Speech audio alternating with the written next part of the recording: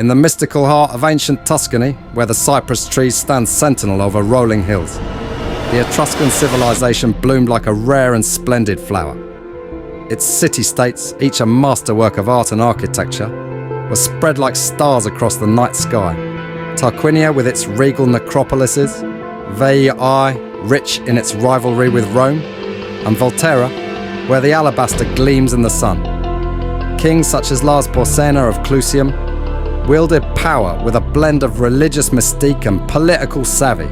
Their battles against Greek colonists, Carthaginians, and the nascent city of Rome were etched into the annals of history, a testament to their might and ambition.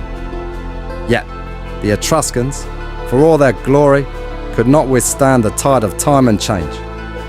Gradually their light dimmed, overshadowed by the rising power of Rome, until they were but a whisper in the pages of history.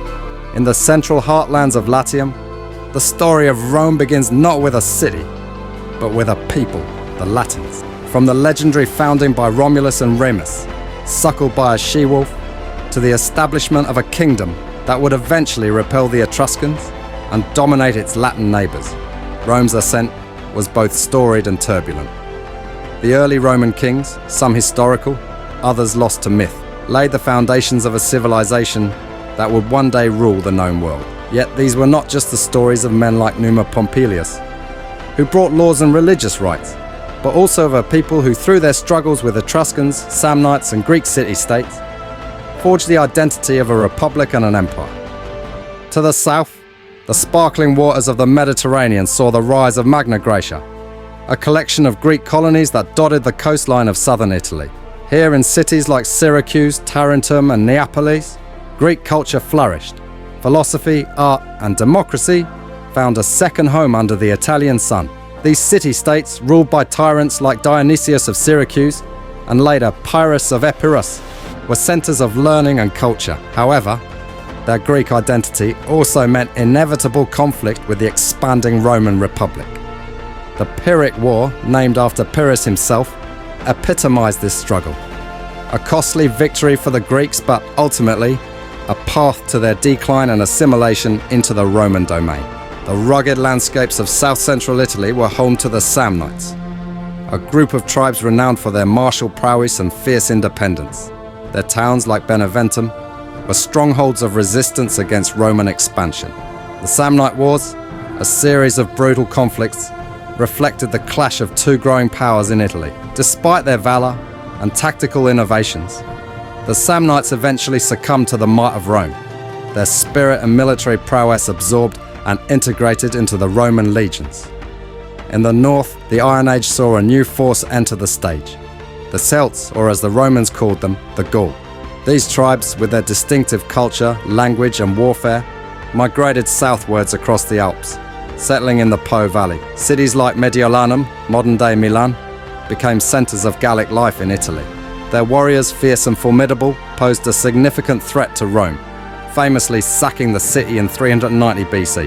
However, as the Roman Republic grew in strength and ambition, these Gallic tribes faced numerous campaigns against them, culminating in their eventual subjugation and integration into the Roman world.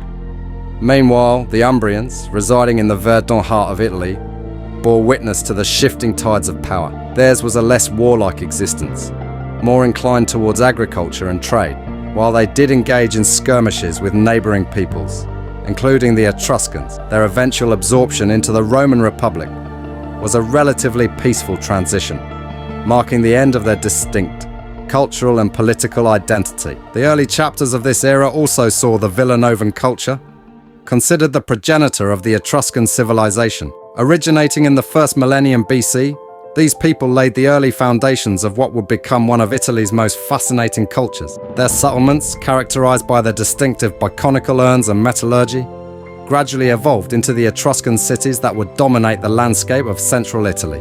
Lastly, the influence of the Phoenicians, famed seafarers and traders from the eastern Mediterranean, touched the coasts of Italy. Their settlements, primarily trading posts, established vital commercial links and cultural exchanges, while their presence in Italy was not as dominant as in other parts of the Mediterranean.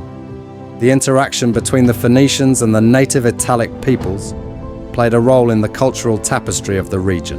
Each of these civilizations, with their unique cultures, beliefs, and aspirations, wove a rich and complex history in Iron Age Italy.